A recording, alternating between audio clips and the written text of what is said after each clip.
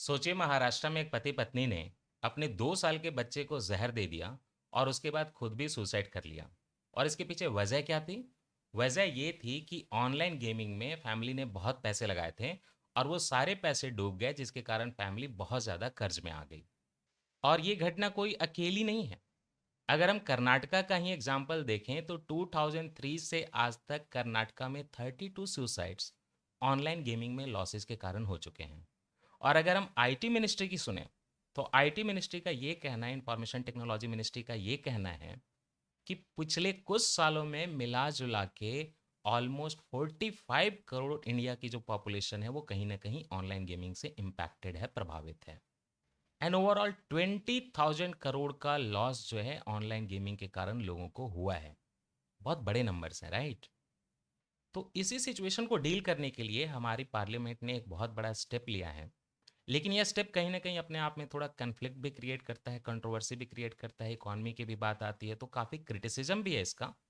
लेकिन जो स्टेप है वो है the promotion and regulation of online gaming act 2025। Act बन चुका है। ये हमारे करंट अफेयर की क्लासेस, मतलब अगस्त 2025 की पॉलिटी की क्लास का सेकंड क्लास है पॉलिटी का। ये वर्कबुक पूरा का पूरा आप टेलीग्राम से डाउनलोड कर सकते हैं, कोई चार्जेस नहीं है। आपकी वैल्यू एडिशन में हेल्प करेगी। ये पूरा mind map including the questions आपको टेलीग्राम चैनल आईएएस कॉरिडोर पे मिल जाएगा। आप फ्रीली उसको डाउनलोड करें, तभी आप लेक्चर को सुने रिटेंशन के लिए। और आपको जो डिटेल देखनी होगी कि कहाँ है टेलीग्राम चैनल, तो आप डिस्क्रिप्शन चेक कर लीजिए या पिंड कमेंट चेक कर लीजिए, आपको मिल जाएगा। तो आज हम ये the promotion and regulation of online gaming act 2025 को लेयर बाय लेयर समझेंगे। मैं एक एक कॉन्सेप्ट आपको समझाऊंगा कि एग्जैक्टली ये लॉ आया क्यों, एग्जैक्टली इस लॉ का इम्पैक्ट क्या होगा, इकॉनमी से कैसे कनेक्टेड है ये पूरा का पूरा मुद्दा, सोसाइटी से कैसे कनेक्टेड है ये मुद्दा। ये सब कुछ हम अच्छे से समझेंगे, गहराई से समझेंगे।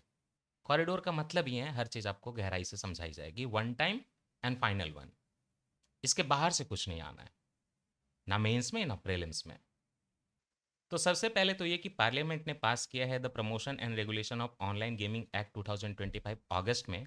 और आज जब मैं आपको ये लेक्चर दे रहा हूँ 1 अक्टूबर, इस दिन से ये इफेक्टिव हो चुका है। और इसमें सबसे बड़ी बात, देखिए बहुत चीज़ें हैं। सरकार का कहना है कि कहीं ना कहीं हम ये लॉ जो है वो पब्लिक के लिए लेकर आ रहे हैं। पब्लिक के लिए कैसे? कि ऑनलाइन जब भी आप गेम खेल रहे हैं तो पूरा का पूरा एक सेक्टर क्रिएट हो रहा है, राइट? तो सिटीजन उस सेक्टर में पार्टिसिपेट कर रहे हैं, तो ऐसा कहना है गवर्नमेंट का कि हम एक clean, safe and secure digital environment public को प्रोवाइड करना चाहते हैं, है ना? क्लीन, स्ट्रांग एंड एक वहाँ पे जो लीगल चीज़ें हैं वो हमें ज़्यादा दिखे, ना कि इलीगल चीज़ें दिखे, गलत चीज़ें दिखें, किसी का लॉस ना हो। तो clean and strong legal structure, legal framework हम लोगों को देना चाहते हैं। और ये तो बात हो गई सिटीजन की सेफ्टी की, सिक्योरिटी की। लेकिन साथ ही साथ सरकार का ये भी कहना है कि इस लॉ के थ्रू हम कहीं ना कहीं गेमिंग सेक्टर में, ऑनलाइन सेक्टर में इनोवेशन को भी प्रमोट करेंगे, इकोनॉमी को भी प्रमोट करेंगे, जो कि अच्छी चीज़ें हैं। लेकिन जो सबसे ज़्यादा इसमें हाईलाइटेड मुद्दा है वो ये है कि इस लॉ के थ्रू पूरे के पूरे ऑनलाइन गेम जिसमें पैसा लगता हो, मनी लगता हो, मनी वेस्ट हो, वो सारे बैन हो चुके हैं। तो रियल मनी का आप यूज ऑनलाइन गेमिंग में कर ही नहीं सकते अब। ये है मेन मुद्दा। और इसी पे सबसे ज्यादा कंट्रोवर्सी भी बनी है ना? Banning online money games and regulating other online games. तो मनी गेम को पूरा बैन करना है, बाकी को रेगुलेट करना है। अगर आप इस एक्ट के की प्रोविजन को देखेंगे तो सबसे पहले तो हमें वहां पे डेफिनेशन मिलेगी कि ये हम ऑनलाइन गेम्स होते क्या। I am not talking about online money games right now. सबसे पहले हम लोग ये बात कर रहे हैं कि ऑनलाइन गेम होते क्या हैं। तो देखिए, एनी इलेक्ट्रॉनिक मीडिया और digital device, for example your mobile, your computer, your tablet, ऐसे किसी भी मीडिया पे जो आप गेम खेलते हैं और कहीं ना कहीं इंटरनेट की कनेक्टिविटी पे डिपेंडेंट है या इलेक्ट्रॉनिक नेटवर्क से कनेक्टेड है, राइट? फॉर एग्जांपल किसी सॉफ्टवेयर के थ्रू खेलते हैं, ऐसे सारे गेम जो हैं वो ऑनलाइन गेम में आते हैं। तो online games are played on digital devices which can be computer, tablet, mobile phone, and it will be played either by obviously internet, और कोई भी इस तरह का कनेक्टिविटी का इलेक्ट्रॉनिक नेटवर्क भी इसके डेफिनेशन में आ सकता है। सॉफ्टवेयर बेस्ड गेम होते हैं। ये सारी चीज़ों को डिफाइन किया गया है। तो ऑनलाइन गेमिंग की ये डेफिनेशन है। लेकिन इस कानून ने इतना ही नहीं किया कि ऑनलाइन गेमिंग को बस डिफाइन कर दिया है। उन्होंने क्या कैटेगराइज किया कि ऑनलाइन गेमिंग जो होते हैं 3 तरीके के होते हैं। पहला है ई स्पोर्ट।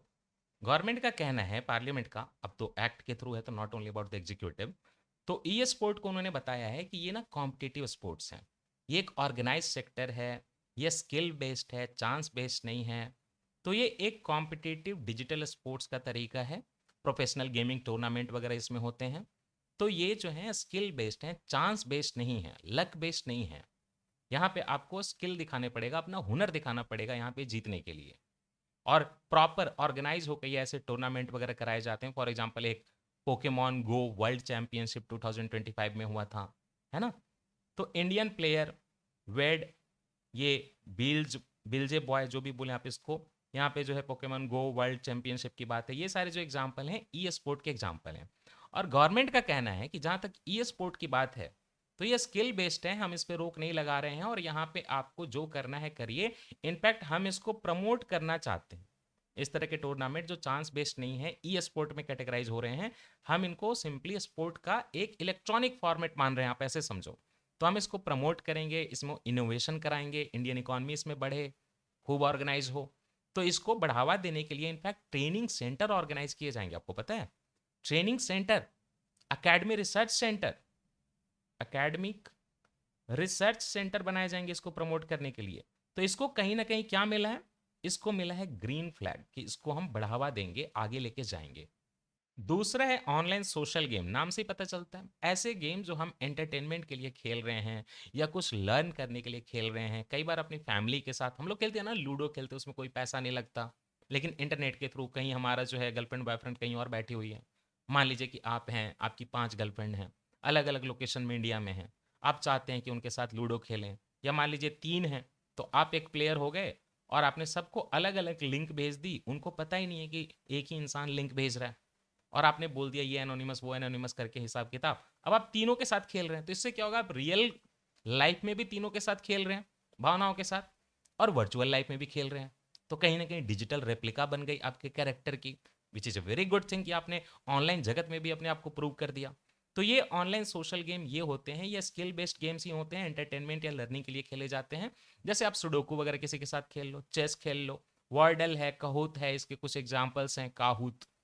गवर्नमेंट का कहना है कि ये जो है सेफ हैं, सिक्योर हैं, राइट। अगर आपकी एज अप्रोप्रिएट है उस सोशल गेम के लिए, हर सोशल गेम का ऑब्वियसली कुछ एज बैरियर होगा, 5 साल के बच्चे को नहीं भेज देंगे, तो फिर हम उसको जो है मान्यता दे देंगे ऐसे सोशल गेम को। इनफैक्ट इनको भी हम थोड़ा बढ़ावा ही देंगे। तो ई स्पोर्ट्स तो आप समझ गए, ऑनलाइन सोशल गेम समझ गए। एंड थर्ड कैटेगरी यहाँ पे पार्लियामेंट ने बनाई है ऑनलाइन मनी गेम्स की। इंटरेस्टिंगली यहाँ पे सरकार या पार्लियामेंट स्किल और चांस की बात नहीं कर रही। सीधा सीधा एक्ट का कहना है कि चाहे स्किल बेस्ड हो चाहे चांस बेस्ड हो, कोई मतलब नहीं हमें, which is very criticism drawing criteria here.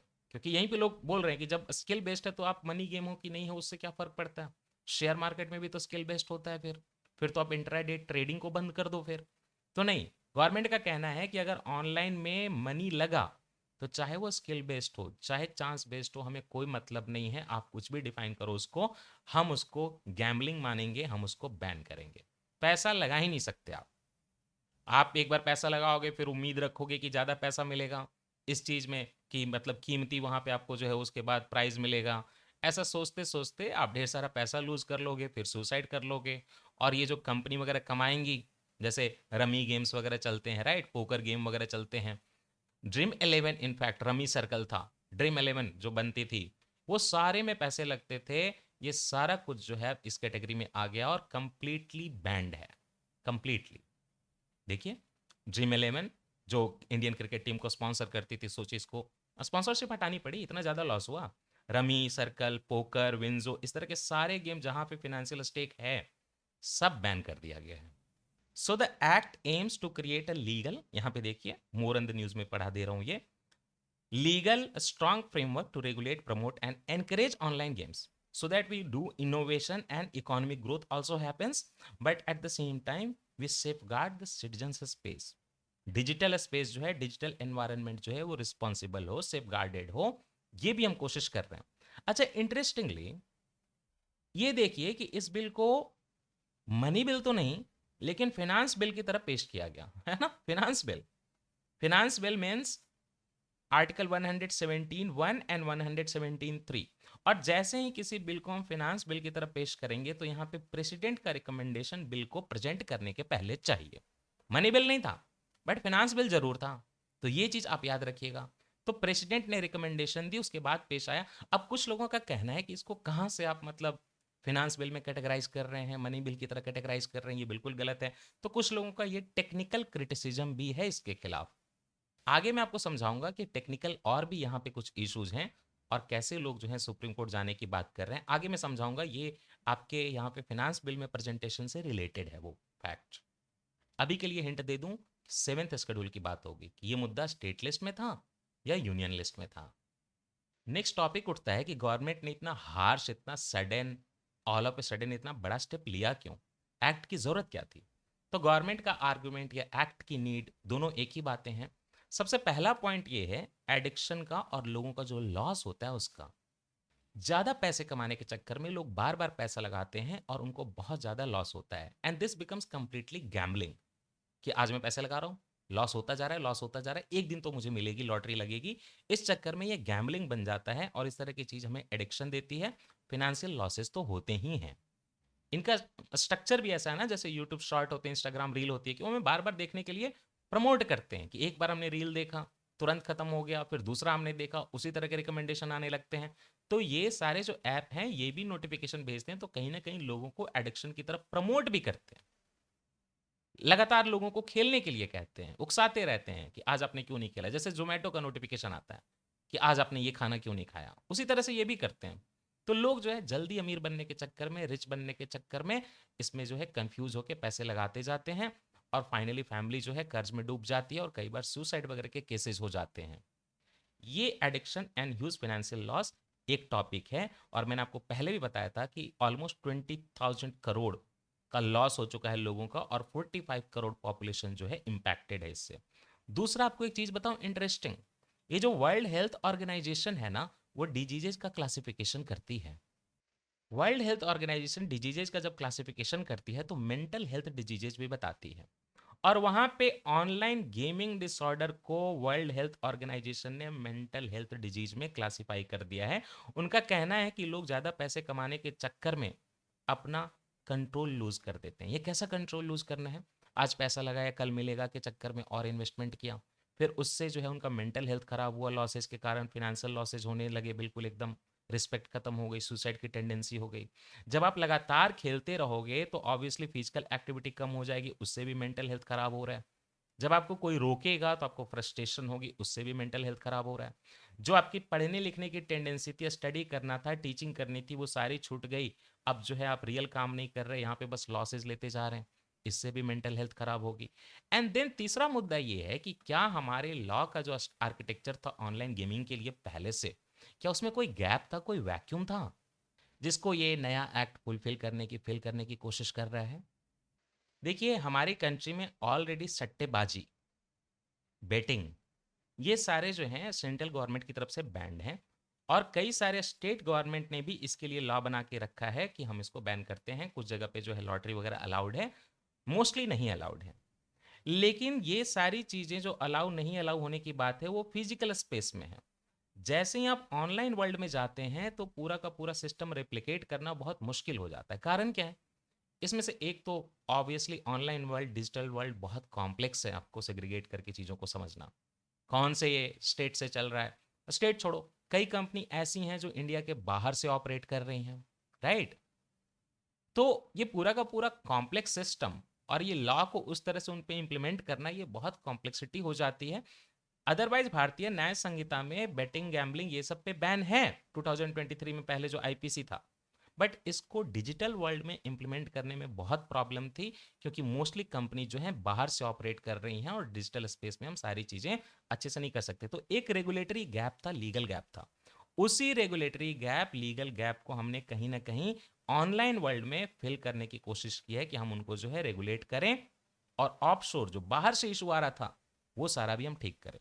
Then कुछ लोगों ने ये भी बोला, और सरकार ने बोला कि कहीं ना कहीं कहीं हमारी कंट्री को एक नेशनल सिक्योरिटी रिस्क भी है इन गेम्स के कारण। क्योंकि इन गेम्स में एक तो हमारा बहुत पैसा जो है ड्रेन आउट हो जाता है, कंट्री का, लोगों का चला जाता है सेविंग अकाउंट से। और दूसरा, कई बार हमारी इन्वेस्टिगेटिव एजेंसीज जो हैं, उन्होंने ये देखा कि बहुत सारा पैसा हवाला वगैरह में यूज़ हो रहा है, मतलब इंडिया का पैसा बाहर जाके और ब्लैक मनी जो है वो वाइट मनी में कन्वर्ट होके हमारी कंट्री में वापस आ रही है। This is known as money laundering also, making the black money white money. Then इसमें बहुत सारा पैसा जो है करप्शन वगैरह का भी जा सकता है, वापस लौट सकता है कंट्री में हमारे। इतना ही नहीं है, कई सारे ऑनलाइन गेमिंग के जो पैसे हैं वो टेरर की फाइनेंसिंग में भी लग रहे हैं, स्मगलिंग वगैरह की फाइनेंसिंग में भी लग रहे हैं। तो ये एक सिक्योरिटी रिस्क भी था। Some platform used for terror funding and money laundering too. National security का इशू भी ये बन जाता है। और कई बार आपने सुना होगा, जैसे सीमा हैदर है, वो इंडिया में उत्तर प्रदेश के एक लड़के से उन्होंने शादी कर ली पाकिस्तान से आके। कनेक्शन कहाँ बना था? मोस्ट प्रोबेबली पोकेमोन वगैरह जैसा गेम में। दैट मीन्स कि ये कई बार ऑनलाइन गेम्स वगैरह जो है कम्युनिकेशन के लिए भी यूज हो सकते हैं। लूडो खेल रहा बगल में चैट है, और उस गेम के थ्रू ही पता चला कि कम्युनिकेशन इंडिया का कोई बाहर भेज रहा है। ऐसी भी चीजें पता चली हैं। दैट मीन्स कि गवर्नमेंट बस लोगों का इकोनॉमी संभालने के लिए, उनका मेंटल हेल्थ संभालने के लिए ये चीजें नहीं कर रही हैं। यहाँ पे जो है मुद्दा नेशनल सिक्योरिटी का भी है। बट ई स्पोर्ट्स को हम लोग बूस्ट करेंगे, ग्रीन फ्लैग है यहाँ, उनको हम सेफ गेम मानते हैं, और उनमें हम इनोवेशन करने के लिए रिसर्च की एकेडमी भी बनाएंगे, है ना। ई स्पोर्ट प्रोविजन में फिर मैं नीचे से आ रहा हूँ, ई स्पोर्ट को हम लोग एक लेजिटिमेट स्पोर्ट मान रहे हैं, और गवर्नमेंट उसके लिए गाइडलाइन सेट करेगी और उसके लिए इंफ्रास्ट्रक्चर डेवलप करेगी। अब ये देखिए कि अगर कोई इंसान प्रमोशन करता है सोशल एंड एजुकेशनल गेम्स का, मतलब गवर्नमेंट करती है तो अच्छी बात है, लेकिन अगर आप ऑनलाइन मनी गेम्स का प्रमोशन करोगे तो इशू है। कई बार यूट्यूबर और इंस्टाग्राम के इन्फ्लुएंसर होते हैं ना, ऑनलाइन मनी गेम का कितना पैसा जीत जाओगे, ये भी कंप्लीटली बैंड है। अगर आप इसके लिए एडवर्टीजमेंट करोगे एज ए कंपनी या किसी इन्फ्लुएंसर से करवाओगे, तो वो इन्फ्लुएंसर भी रिस्पॉन्सिबल होगा, और उस एड से रिलेटेड कोई फाइनेंशियल ट्रांजैक्शन मान लीजिए, या इस गेम से रिलेटेड मान लीजिए कि पेटीएम पे इसका ट्रांजैक्शन हो रहा था यूपीआई के थ्रू, ये चीज भी मना है। आप ना ट्रांजैक्शन करवा सकते हैं, दैट मीन्स कि फोन पे, गूगल पे, पेटीएम, भीम, कोई भी हो, इसका ट्रांजैक्शन नहीं करा सकता, बैंक जो है इसका ट्रांजैक्शन नहीं करा सकते, और लोग जो है इसका एड प्रमोट नहीं कर सकते, एड नहीं ले सकते, चाहे वो टीवी में हो, चाहे वो पेपर में हो, न्यूज़पेपर में, चाहे सोशल मीडिया इन्फ्लुएंसर के थ्रू हो, या फिर कोई ऐड हो। Nothing is allowed, nothing is allowed. और बैंक के जितने भी आपके पेमेंट ऐप वगैरह भी हैं, वो भी इस तरह के सारे ट्रांजैक्शन को ब्लॉक करेंगे, सारे पेमेंट गेटवे। और अगर कोई ऐसा प्रमोशन करता है, कुछ ऐसा करता है, कोई वेबसाइट या ऐप, तो ऑब्वियसली हमारा इंफॉर्मेशन टेक्नोलॉजी एक्ट 2000 का है, ऐसे प्लेटफॉर्म को इलीगल माना जाएगा, और अथॉरिटीज उसको तुरंत ब्लॉक करेंगी, ताकि ये ऐप जो है लोगों तक पहुंच ही ना पाए। इनफैक्ट गवर्नमेंट ने पहले भी 2020 से आपके 2025 के बीच में मोर देन 1500 ऐसी इलीगल वेबसाइट एंड ऐप जिनको मंजूरी नहीं थी, उनको बैन किया भी था। लेकिन अब जो है ये बैन ब्लैंकेट बैन है, अगर आप मनी इन्वॉल्व करते हैं तो। अगर आप इसका उल्लंघन करेंगे, ऑफेंस करेंगे, तो पेनाल्टीज भी हैं। मान लो आप ऑनलाइन मनी गेम चला रहे हो, राइट, तो आपको 3 साल का, 3 ईयर का इम्प्रिजनमेंट हो सकता है, 1 करोड़ तक का फाइन भी हो सकता है, अगर आप ऐसा गेम ऑफर कर रहे हो अपने वेबसाइट या ऐप के थ्रू। और इन केस अगर आप ऐड कर रहे हो, बहुत बड़ी रकम, it can attract up to 2 years jail and 50 lakh fine भी हो सकता है, अगर आप इन गेम को प्रमोट कर रहे हो। अब बात है कि जब इतने बैन करने हैं, इतनी नज़र रखनी है, इन्वेस्टिगेशन करनी है, रेगुलेशन करना है, तो कुछ तो इसके लिए सिस्टम होना चाहिए। हाँ, कानून में ये भी लिखा हुआ है कि हमारी गवर्नमेंट जो है एक ऑनलाइन गेमिंग अथॉरिटी बनाएगी, and this online gaming authority will do all the work related to banning and stopping this online money games. ये नेशनल लेवल की है online gaming authority. Online gaming authority का काम क्या होगा? This will be national regulator to categorize. 3 category की हमने बात की थी, तो कैटेगराइज कौन करेगा? Online gaming authority, national online gaming authority इस तरह के ऑनलाइन गेम्स को कैटेगराइज करेगी 3 कैटेगरी में, कि आप ई स्पोर्ट हैं, सोशल स्पोर्ट हैं, या ऑनलाइन मनी गेम है। और इतना ही नहीं है, वो एक बार कैटेगराइज करके उनको रजिस्टर भी करेगी, और अगर कोई मनी गेम चल रहा है तो उसको आइडेंटिफाई करके ब्लॉक करवाएगी। और अगर किसी पब्लिक को, या मान लीजिए रजिस्टर्ड किसी कंपनी को यहाँ पे कोई कंप्लेन है, तो उनका ग्रीवेंस रेड्रेसल भी हमारी ऑनलाइन गेमिंग अथॉरिटी ही करेगी।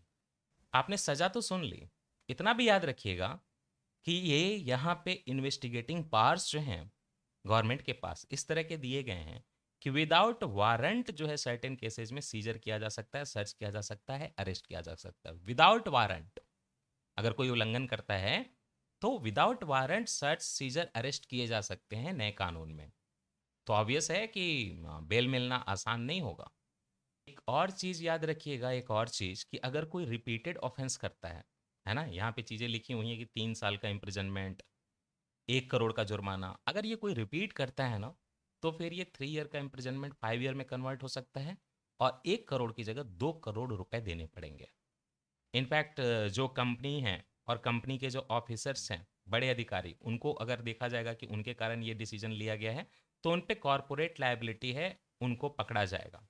बट अगर मान लीजिए कंपनी के बोर्ड में कोई इंडिपेंडेंट डायरेक्टर बैठा हुआ है, तो उसको अपना बोलने का मौका दिया जाएगा। उसको डिलीजेंट इंडिपेंडेंट डायरेक्टर को यहाँ पे प्रोटेक्शन दी गई है कि हो सकता है आपके बोले बिना इन्होंने डिसीजन लिया होगा बोर्ड से इस तरह की कंपनी चलाने का, तो हम आपको यहाँ पे मौका देंगे। उनको थोड़ी प्रोटेक्शन दी हुई है इंडिपेंडेंट डायरेक्टर को।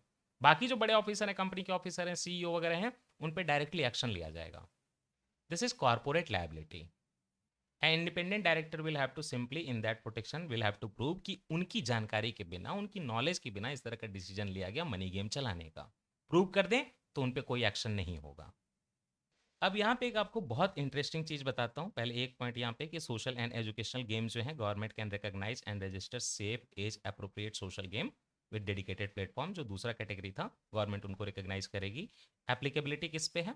इंडिया हो चाहे इंडिया के बाहर का कोई कंपनी हो जो इंडिया में वर्क कर रहा हो, into online money and gaming services offered inside or operated from outside India। अगर आप इंडिया में दे रहे हैं सर्विस, चाहे आप यहाँ की कंपनी है या नहीं है, आप सारे पे ये चीज़ जो है एप्लीकेबल होगी। तो ये सारे पॉइंट हमने कवर कर लिए हैं। अब आइए एक बहुत आपको इंपॉर्टेंट चीज़ बता रहा हूँ, कई लोगों को नहीं पता कि ऐसा नहीं है कि this is the only law which will be stopping online money games. ये मल्टी प्रोन्स्ड अप्रोच है, इसमें only and only this act का यूज नहीं किया जा रहा। कई और सारे इनिशिएटिव हैं जो ऑनलाइन गेमिंग को जो है रोकने की कोशिश करेंगे। और सारे भी कई सारे इनिशिएटिव हैं एग्जिस्टिंग वाले, उनके बारे में सुनिए। अगर हम भारतीय न्याय संहिता 2023 को देखें तो उसमें एक सेक्शन 111 एंड 112 है।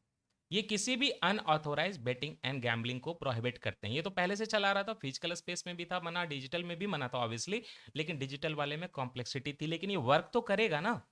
सो Bharatiya Nyaya Sanhita BNS 2023 section 111 and 112 penalize any unauthorized betting and gambling whether it is online और ऑफलाइन।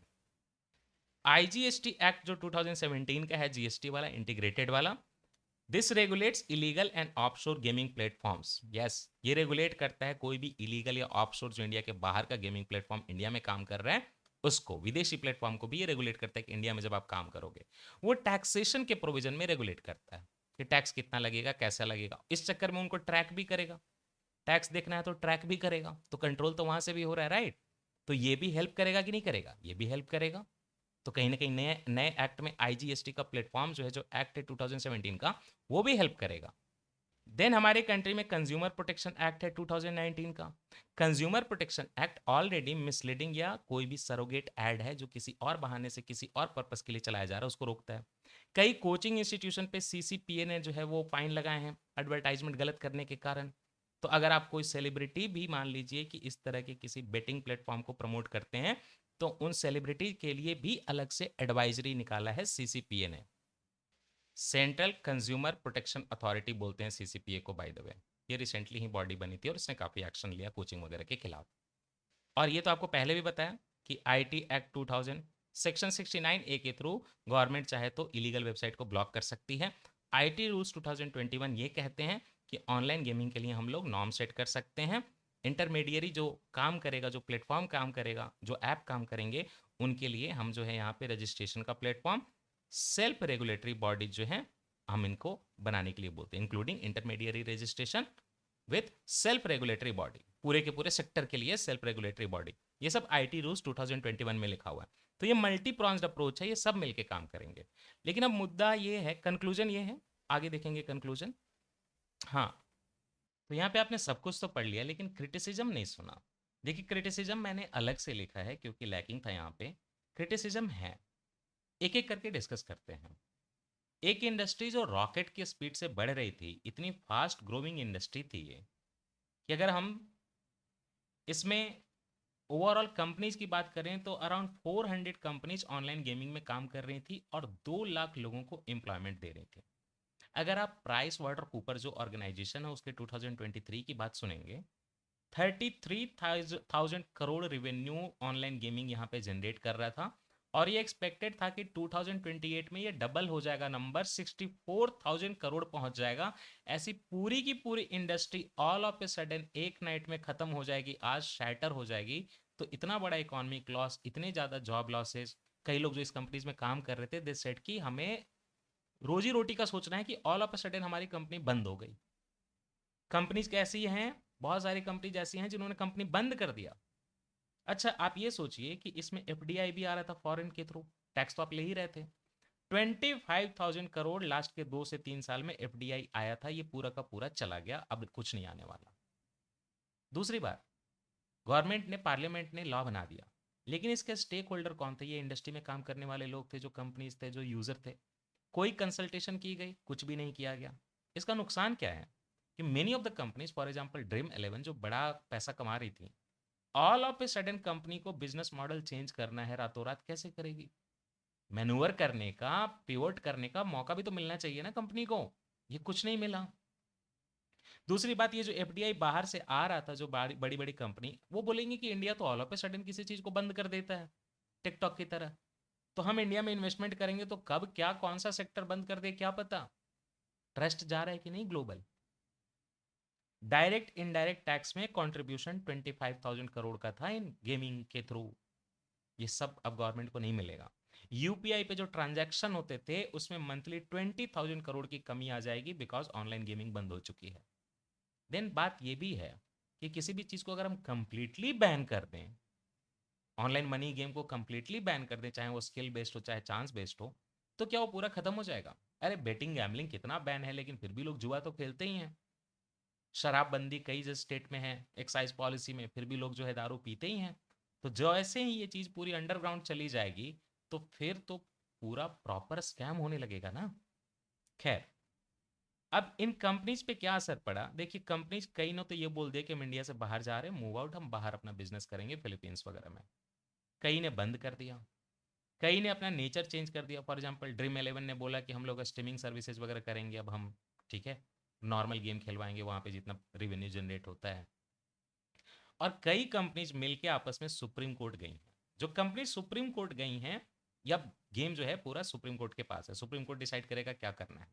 सुप्रीम कोर्ट के पास जो कंपनीज गई हैं उनका कहना है कि आर्टिकल 19 जो है, उस आर्टिकल 19 में आपको पता होगा freedom of trade and commerce है।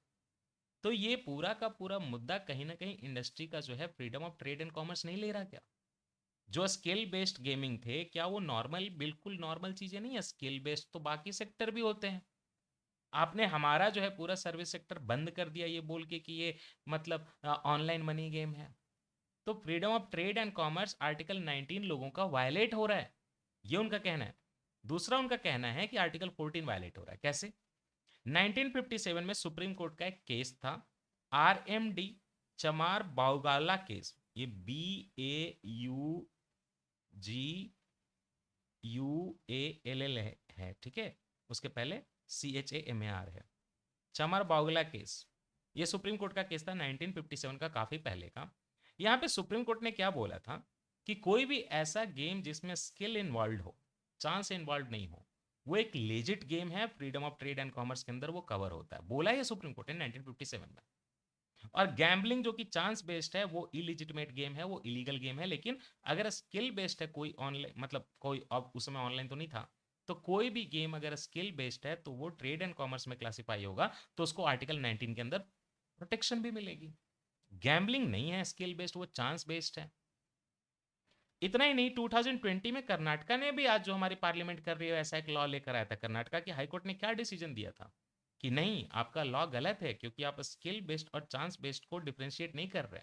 आप चांस बेस्ड को कैंसल आउट कर दो, खत्म कर दो, बैन कर दो, स्किल बेस्ड को नहीं कर सकते। इन सारे डिसीजन का अगेंस्ट जा रहा है आपका लॉ, क्योंकि इसने चाहे स्किल बेस्ड हो चाहे चांस बेस्ड हो, बस मनी लग गया तो एक तरीके से क्लासिफाई कर दिया। तो आर्टिकल 14 में जो रीजनेबल क्लासिफिकेशन करना होता है उसके अगेंस्ट जा रहा है, ये अनरीजनेबल क्लासिफिकेशन है, ऐसा इस इंडस्ट्री के लोगों का कहना है। इतना ही नहीं है, दे आर ऑल्सो सेइंग कि आर्टिकल 21 वायलेट हो रहा है। क्यों? Protection of life and liberty. एक इंसान की मर्जी है कि वो गेम खेले, मर्जी है कि पैसा लगाए। सरकार कौन होती है ये बोलने वाले कि वो इंसान जो है गलत है? क्या वो उसकी डिग्निटी के खिलाफ नहीं है? एंड आर्टिकल 21 डिग्निटी भी इंक्लूड करता है। ये पैट्रोनाइजिंग लॉ है। उन्होंने बोला है कि आप कौन होते हो डिसाइड करने वाले लोगों को खेलना है कि नहीं खेलना है? क्या लोग मूर्ख हैं? And then comes the topic of seventh schedule, जो मैंने आपको पहले भी हिंट दिया था। सेवेंथ शेड्यूल क्यों आ रहा है? क्योंकि सेवेंथ शेड्यूल में कंकरेंट को छोड़ दीजिए, अभी हम स्टेट लिस्ट को देखेंगे और यूनियन लिस्ट को देखेंगे। स्टेट लिस्ट में एक एंट्री है और वो है एंट्री 34। और एंट्री 34 क्या है? Betting and gambling. That means betting and gambling पे रिलेटेड कोई लॉ बनाएगा तो कौन बनाएगा? स्टेट का लेजिस्लेचर बनाएगा। तो पार्लियामेंट ने स्टेट के लेजिस्लेचर पे स्टेट के डोमेन में एंट्री मार ली इस लॉ को बना के। एंड बेटिंग एंड गैम्बलिंग को वो कहीं ना कहीं कंट्रोल करना चाह रहा है, विच इज रॉन्ग, ऐसा लोगों का कहना है। तो आपके मन में क्वेश्चन ये उठना चाहिए कि पार्लियामेंट ने भी तो कुछ बोला होगा यहाँ पे कि नहीं हम क्यों कर रहे हैं कंट्रोल। पार्लियामेंट ने तो कुछ बोला होगा। पार्लियामेंट ने यूज किया है, देखिए यहाँ पे entry number 31 and 52 of the union list. Entry 31 क्या है? एंट्री 31 है इंडिया का कॉन्स्टिट्यूशन में union list seventh schedule, post telegraph telephone wireless broadcasting communication online communication, ये सब यहीं पे कवर होता है। और ये ऑनलाइन गेम भी ऑनलाइन कम्युनिकेशन में खेले जाते हैं, तो पार्लियामेंट ने उस एंट्री का यूज करके किया है। What about 52? एंट्री 52 जो है हमारे कॉन्स्टिट्यूशन में यूनियन लिस्ट में ये बताती है इंडस्ट्रीज के बारे में। ऐसी इंडस्ट्री को, मतलब कुछ ऐसे सेक्टर हैं, industries that parliament declares by law to be expedient in public interest for union control. और पार्लियामेंट ने ये पूरा का पूरा गेमिंग इंडस्ट्री को पब्लिक इंटरेस्ट में कंट्रोल करने की बात की है, यही आपका एंट्री 52 यूज करके। जो कंप्लेन करने वाले उनका कहना है कि we are services, normal services, we can't be classified as industry in the public interest for the union control. तो ये सारे कंप्लेन है। अब देखिए आपकी जुडिशरी क्या करती है। बाकी हम तो जानते हैं जुडिशरी का डिसीजन कभी भी बहुत अगेंस्ट नहीं आएगा। सो कंक्लूजन ये है कि प्रोहिबिशन जो ये आया है, prohibition and regulation of online gaming act 2025, ये सिटीजन को जो भी ऑनलाइन मनी गेम के हार्मफुल इंपैक्ट है उसे प्रोटेक्ट करता है और नेशनल सिक्योरिटी की बात करता है, लेकिन ई स्पोर्ट और सोशल गेम को प्रमोट करने की बात करता है। साथ ही साथ ये क्रिएटिव इकोनॉमी, इनोवेशन और ऐसी टेक्नोलॉजी को प्रमोट करने की बात करता है। इसके लिए एक अलग से अथॉरिटी भी बनाई गई है। ये अथॉरिटी आपकी ये रही,